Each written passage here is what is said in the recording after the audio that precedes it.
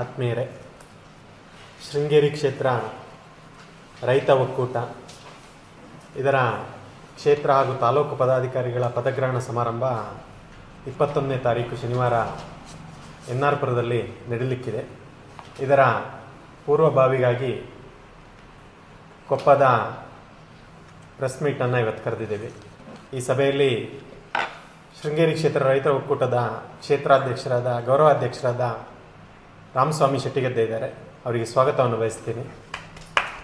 ಶೃಂಗೇರಿ ಕ್ಷೇತ್ರ ರೈತ ಒಕ್ಕೂಟದ ಉಪಾಧ್ಯಕ್ಷರಾದ ಅನೂಪ್ ನಾರ್ವೆ ಇದ್ದಾರೆ. ಅವರಿಗೆ ಸ್ವಾಗತವನ್ನು ಬಯಸ್ತೀನಿ. ಕೊಪ್ಪ ತಾಲೂಕು ಕಸಬಾ ರೈತ ಒಕ್ಕೂಟದ ಅಧ್ಯಕ್ಷರಾದ ಪ್ರದೀಪ್ ಅವರಿದ್ದಾರೆ. ಅವರಿಗೆ ಸ್ವಾಗತವನ್ನು ಬಯಸ್ತೀನಿ. ಹಾಗೆಯೇ ರೈತ ಒಕ್ಕೂಟದ ಕಚೇರಿಯ ಕಾರ್ಯದರ್ಶಿಯಾದಂಥ ಪೂರ್ಣಚಂದ್ರ ಇದ್ದಾರೆ. ಅವರಿಗೆ ಸ್ವಾಗತವನ್ನು ಬಯಸ್ತೀನಿ. ಹಾಗೆಯೇ ಕೊಪ್ಪದ ಮಾಧ್ಯಮ ಮಿತ್ರರಾದ ತಾವೆಲ್ಲರೂ ನಮ್ಮ ಈ ಪ್ರೆಸ್ ಮೀಟ್ಗೆ ಆಗಮಿಸಿದ್ದೀರಿ. ತಮ್ಮೆಲ್ಲರಿಗೂ ಆತ್ಮೀಯವಾದ ಸ್ವಾಗತವನ್ನು ಬಯಸ್ತಾ ರಾಮಸ್ವಾಮಿ ಅವರು ಮುಂದುವರಿಸಬೇಕು ಅಂತೇಳಿ ಕೇಳಿಸ್ಕೊಂಡು. ಇವರು ನಮ್ಮ ಕೊಪ್ಪ ತಾಲೂಕು ಘಟಕದ ಅಧ್ಯಕ್ಷರಾದಂಥ ರಾಘವೇಂದ್ರ ಕೆಸುವೆ, ಇವರಿಗೂ ಸಹ ಹೃತ್ಪೂರ್ವಕವಾದ ಸ್ವಾಗತವನ್ನು ಬಯಸ್ತೇನೆ. ಕಸಬಾ ಹೋಬಳಿ ಅಧ್ಯಕ್ಷ.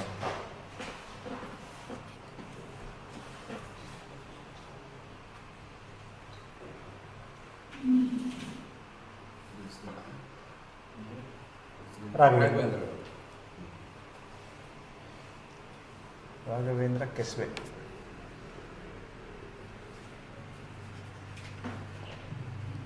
ಎಲ್ರಿಗೂ ನಮಸ್ಕಾರ. ಶೃಂಗೇರಿ ಕ್ಷೇತ್ರ ಮಟ್ಟದಲ್ಲಿ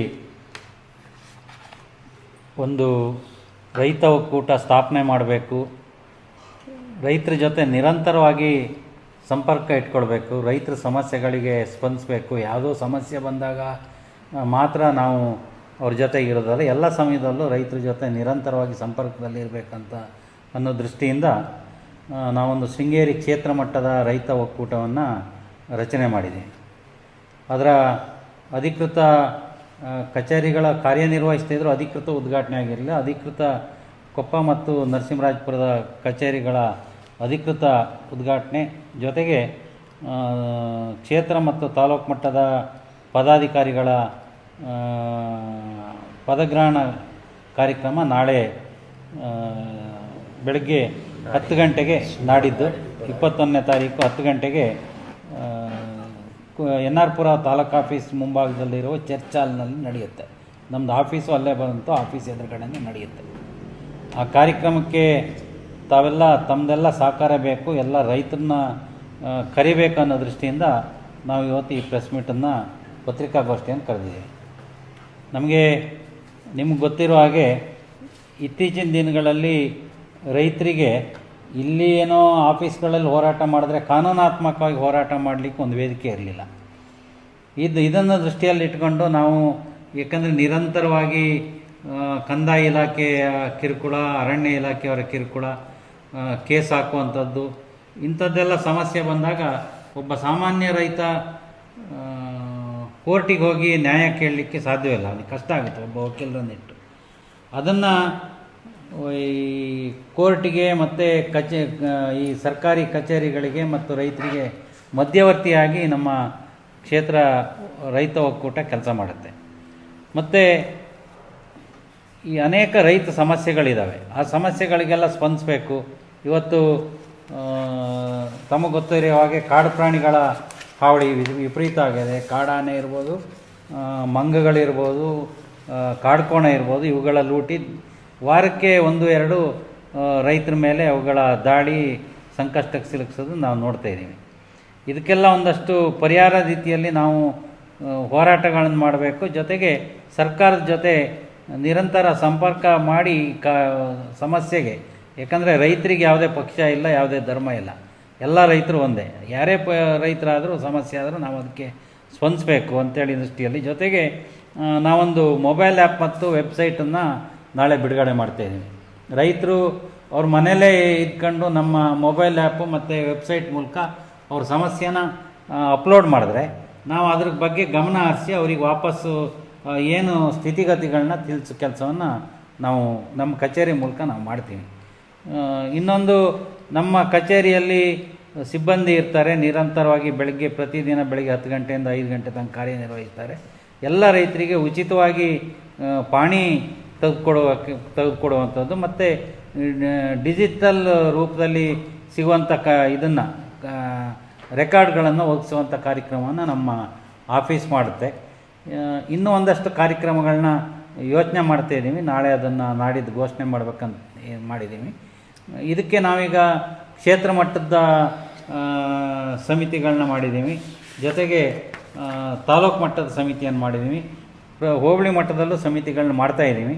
ಅದೆಲ್ಲದನ್ನ ನಾಳೆ ನಾವು ಬಿಡುಗಡೆ ಮಾಡ್ತೀವಿ.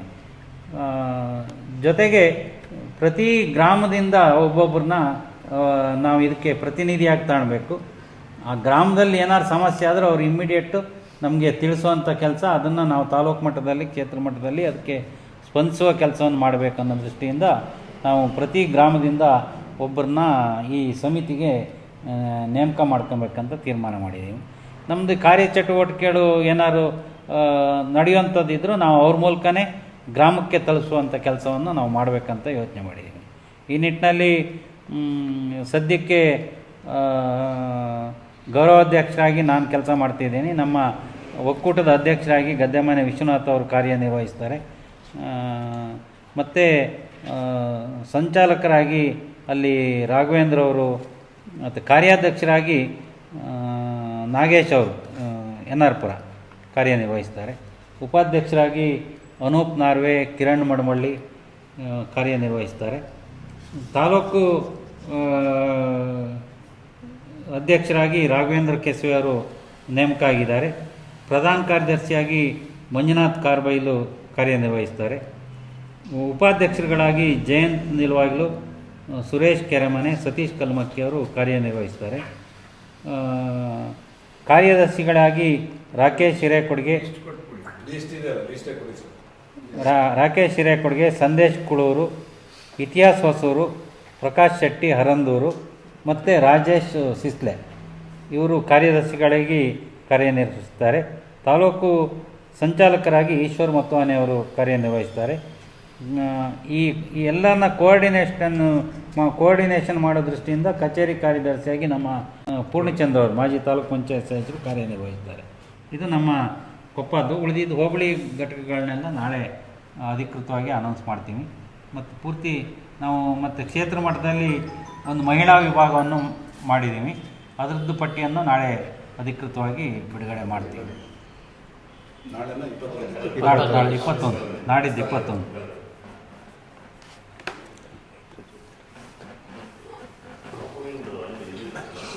ಈಗ ರೈತರು ಮತ್ತು ರೈತರ ಕಾರ್ಮಿಕರ ಸಮಸ್ಯೆಗಳು ತುಂಬ ಇದ್ದಾವೆ. ಅದಕ್ಕೂ ಸ್ಪಂದಿಸುವಂಥ ಕೆಲಸವನ್ನು ರೈತರ ಕಾರ್ಮಿಕರು ಅಂದ ತಕ್ಷಣ ಅವ್ರು ಬರೀ ಕೂಲಿ ಮಾಡೋರು ಅಂತಲ್ಲ, ಅವರು ಸಣ್ಣ 1 ಗುಂಟೆ 2 ಗುಂಟೆ 5 ಗುಂಟೆ ಈ ಥರ ಒತ್ತುವರಿ ಮಾಡ್ಕೊಂಡು ಏನೋ ಬೆಳೆ ಬೆಳ್ಕೊಂಡು ಕಾರ್ಯನಿರ್ವಹಿಸ್ತಾರೆ. ಅವ್ರ ಸಮಸ್ಯೆಗಳಿಗೂ ಸ್ಪಂದಿಸುವಂಥ ಕೆಲಸವನ್ನು ಮಾಡಿ ಒಟ್ಟಿನಲ್ಲಿ ರೈತ ಕಾರ್ಮಿಕರ ಹಿತದೃಷ್ಟಿಯಿಂದ ಈ ಒಕ್ಕೂಟವನ್ನು ಏನು ನಾವು ಚಾಲನೆ ಕೊಟ್ಟಿದ್ದೀವಿ ಅದನ್ನು ಅವರ ಹಿತದೃಷ್ಟಿಯನ್ನು ಗಮನದಲ್ಲಿ ಇಟ್ಕೊಂಡು ಈ ಒಕ್ಕೂಟ ಕೆಲಸವನ್ನು ಮಾಡುತ್ತೆ. ಇದು ರೈತ ಸಂಘನ ಅಥವಾ ಪಕ್ಷದಿಂದ ಏನಾದ್ರು ಮಾಡ್ತಿದ್ದಾರೆ? ಪಕ್ಷದಿಂದ ರೈತ ಒಕ್ಕೂಟ. ಇದರಲ್ಲಿ ಎಲ್ಲ ಈಗಾಗಲೇ ಹೇಳ್ತಿದ್ದಾರೆ ಬಿಜೆಪಿ 2 ಬಣ ಅಂತ ಹೇಳಿ, ಅದರಲ್ಲಿ ಯಾವ್ದಾದ್ರು ಬಣದಿಂದ ಎಲ್ಲ ಪಾರ್ಟಿಯವರು ಇದ್ದಾರೆ. ಇದರಲ್ಲಿ ಎಲ್ಲ ಪಾರ್ಟಿಯವರು ಇದ್ದಾರೆ. ಬನ್ನಿ, ಹೌದೇ ಬರೀ ರೈತರ ಸಮಸ್ಯೆಗೆ ಮಾತ್ರ ಇದು ಆಗುವಂತ ಇದು ಯಾವುದೇ ಪಕ್ಷದ ಕೆಲಸ ಮಾಡಲ್ಲ. ಇದು ರೈತರ ಸಮಸ್ಯೆಗೆ ಮಾತ್ರ ಸ್ಪಂದಿಸುವಂಥ ರೈತರ ಕೆಲಸಗಳು ಮಾಡುತ್ತೆ. ಜೊತೆಗೆ ನಿಮ್ಮೆಲ್ಲರ ಸಹಕಾರ ಬೇಕು. ನಾಡಿದ್ದು 21ನೇ ತಾರೀಕು 10 ಗಂಟೆ ಕಾರ್ಯಕ್ರಮಕ್ಕೆ ತಾವೆಲ್ಲರೂ ಬನ್ನಿ. ಮತ್ತು ನಿಮ್ಮ ಮೂಲಕ ಎಲ್ಲ ಸಾರ್ವಜನಿಕರಿಗೆ ನಮ್ಮ ಕೇಳ್ಕೊಳ್ತೀವಿ. ಬೇರೆ ಬೇರೆ ಸಂಘ ಸಂಸ್ಥೆಗಳವರು ರೈತರ ಕಾರ್ಯಕ್ರಮ ನಮ್ಮದು ಒಂದಂದರೆ ಯಾವುದೇ ಪಕ್ಷ ಇರಲಿ, ಯಾವುದೇ ಸಂಘಟನೆ ಇರಲಿ, ರೈತರ ಹೋರಾಟ ಅಂದರೆ ನಾವು ಅದರಲ್ಲಿ ಸಕ್ರಿಯವಾಗಿ ಭಾಗವಹಿಸ್ತೀವಿ. ನಮಗೆ ಅದಕ್ಕಲ್ಲಿ ಪಕ್ಷ ಅಂತ ಏನಿಲ್ಲ. ಯಾವುದೇ ಸಂಘಟನೆ, ನಾವು ಕಳೆದ ಸಾರಿನೂ ಕಲ್ಗುಡ್ಡೆಯಿಂದ ಪಾದಯಾತ್ರೆ ಇಟ್ಕೊಂಡಾಗಲೂ ನಾವೆಲ್ಲ ಭಾಗವಹಿಸಿದ್ವಿ. ಅವ್ರು ಸಭೆ ಕರೆದಾಗಲೂ ಹೋಗಿದ್ವಿ. ನಾವು ಅದೇ ರೀತಿ ಎಲ್ಲ ರೈತ ಪರ ಸಂಘಟನೆಗಳಿಗೆ ಈ ಮೂಲಕ ಆಹ್ವಾನ ಕೊಡ್ತಾ ಇದ್ದೀವಿ. ನೀವೆಲ್ಲರೂ ಬನ್ನಿ, ಒಟ್ಟಾಗಿ ರೈತ ಸಮಸ್ಯೆಗಳಿಗೆ ಸ್ಪಂದಿಸೋ ಕೆಲಸ ಮಾಡೋಣ. ಇಲ್ಲಿ ರೈತ ಸಂಘಟನೆಗಳು ತುಂಬ ಇದ್ದರೂ ರೈತರ ಸಮಸ್ಯೆ ಕೇಳಲಿಕ್ಕೆ ಒಂದು ಕಚೇರಿ ಅಂತ ಎಲ್ಲಿ ಇರಲಿಲ್ಲ ಅಧಿಕೃತವಾಗಿ. ಅದು ಇವತ್ತು ನಾವು ನಾಡಿದ್ದು ಇಂದ ಅಧಿಕೃತವಾಗಿ ಒಂದು ಕಚೇರಿ ಕೊಪ್ಪ ಎನ್ ಆರ್ ಪುರದಲ್ಲಿ ಈಗಾಗಲೇ ಸಾಂಕೇತಿಕವಾಗಿ ಓಪನ್ ಆಗಿದೆ, ನಾಡ್ದಿಂದ ಕಾರ್ಯನಿರ್ವಹಿಸ್ತವೆ. ಹಾಗೆ ಬಾಳೆಹೊನ್ನೂರು ಶೃಂಗೇರಿಯಲ್ಲೂ ಕಚೇರಿಗಳನ್ನು ಓಪನ್ ಮಾಡ್ತೇವೆ. ಎಲ್ಲ ಕಚೇರಿಗಳಲ್ಲೂ ರೈತರಿಗೆ ಬೇಕಾದಂಥ RTC ಇರ್ಬೋದು, ಕೆಲವು ದಾಖಲೆಗಳನ್ನ ಉಚಿತವಾಗಿ ತೆಗೆದುಕೊಡೋ ವ್ಯವಸ್ಥೆ ಮಾಡ್ತೀವಿ. ಒಳ್ಳೆ ಕೆಲಸ, ಯಾಕಂದ್ರೆ ಬಹಳ ಕಷ್ಟ ರೈತರುಗಳು ಸಾಲ ನಿಂತಿರ್ತಾರೆ. ಹೌದು, ಕಬ್ಸಲ್ಲಿ ಮತ್ತೆ ಕೆಲವು ಇದರಲ್ಲಿ ಗ್ರಾಮವನ್ನಲ್ಲಿ ನಿಂತಿರ್ತಾರೆ. ಗ್ರಾಮವನ್ನಲ್ಲಿ ಹೌದು ಹೌದು